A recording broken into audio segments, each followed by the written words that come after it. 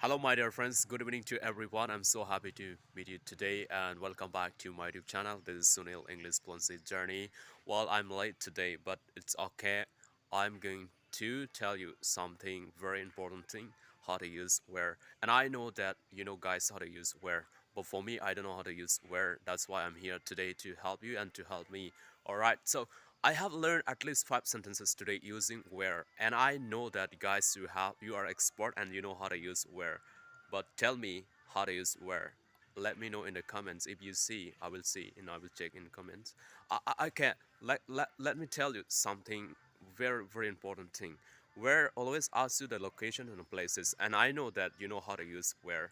It's very common, and you can make sentences and form then how to use where and what time to use and where to use where. Well, but today I want to tell you very simple sentences I am going to make, and I will tell you exactly how to use. All right, the first thing, asking the place, like okay, not like but like where are you from? Where are you from? All right, and where do you live?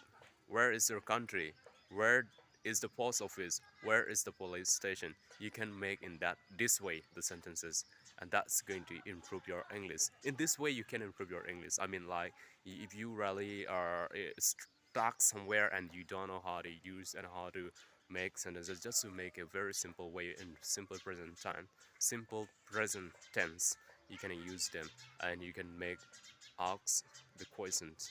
All right, you don't have to struggle, you don't have to make complication, because sometimes we make things complicated, I also make sometimes complication and complicated, but it's up to you and me how to use them, how to make it. It's you and me. You have to make in different style. We have to take initiative to create something new ideas, and that's going to help you and will improve yourself also, and it will be easy for you.